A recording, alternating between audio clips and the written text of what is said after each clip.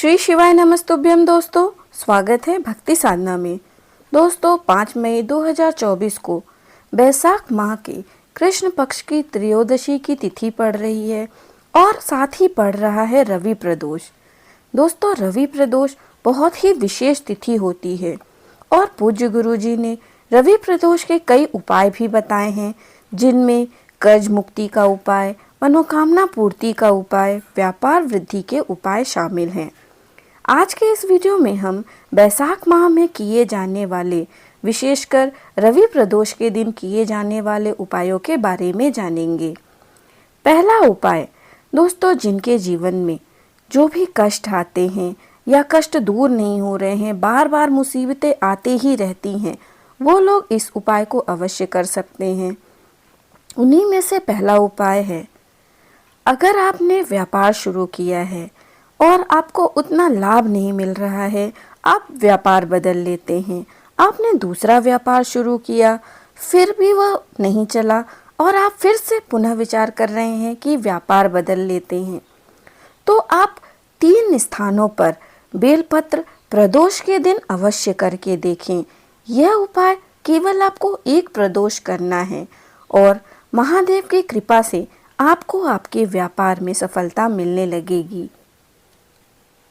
पैसा डूब गया हो, कोई पैसा लेके चला गया हो, पैसा वापस नहीं कर रहा हो, तो 3 बेलपत्र वाला रवि प्रदोष का विशेष उपाय आप जरूर करके देखें। अब यह तीनों बेलपत्र आपको किन किन स्थानों पर रखनी है।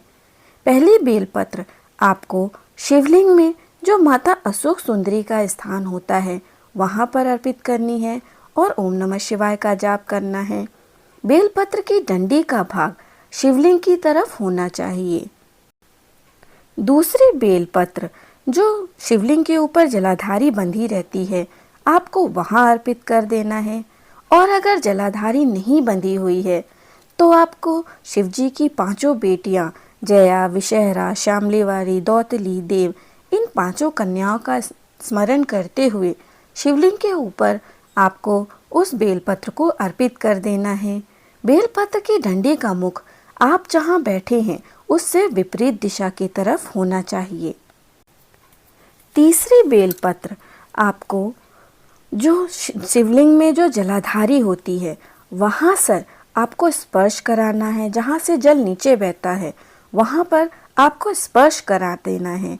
फिर बेलपत्र के वृक्ष के नीचे आपको आ जाना है और बेलपत्र के वृक्ष के नीचे जो भी मिट्टी का ढेला हो या कोई कंकड़ रखा हो, उसके ऊपर आपको ओम नमः शिवाय का जाप करते हुए उस बेलपत्र को रख देना है।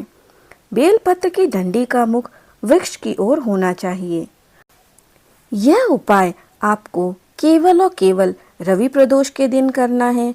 आप सुबह से लेकर शाम तक किसी भी समय इस उपाय को कर सकते हैं। महादेव की कृपा से निश्चित ही आपको आपके व्यापार में सफलता की प्राप्ति होगी। दूसरा उपाय, दोस्तों पूज्य गुरु जी बैसाख के महीने में मिट्टी के जल का बहुत विशेष उपाय बताते हैं। गुरु जी ने बताया है कि बैसाख के महीने में शिवलिंग के ऊपर मिट्टी के पात्र का जल अर्पित करने से आपकी हर मनोकामना, जो भी आपकी मनोकामना हो, चाहे व्यापार से संबंधित हो, चाहे विवाह से संबंधित हो, चाहे नौकरी प्राप्ति से संबंधित हो, बैसाख के महीने में मिट्टी के पात्र का जल आप शिवलिंग के ऊपर अवश्य अर्पित करें। आप रात में मिट्टी के पात्र में जल भर कर रख दें। पात्र नया हो इसकी कोई आवश्यकता नहीं, आप चाहे तो एक दिए में जल भर कर रख सकते हैं।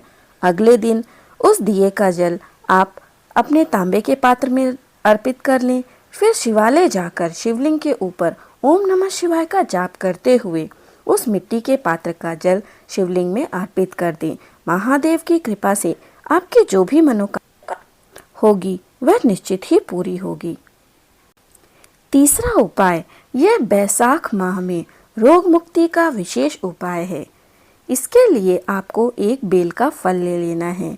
बेल के फल के अंदर का गुर्दा निकाल लेना है। अब जो खोपड़ी बचेगी उसमें आपको जल भर लेना है।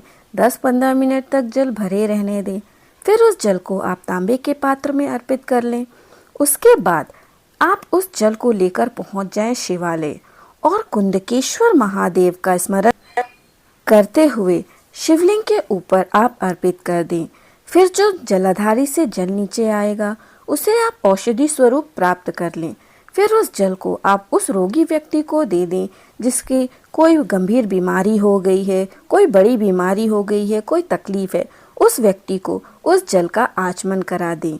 बैसाख के महीने का यह बहुत ही विशेष उपाय है। यह रोग मुक्ति वाला उपाय आप बैसाख के महीने में किसी भी दिन कर। दोस्तों, मेरे द्वारा बताई गई जानकारी अगर आपको अच्छी लगी हो तो वीडियो को लाइक करें, चैनल को सब्सक्राइब करें, कमेंट में हर हर महादेव लिखें।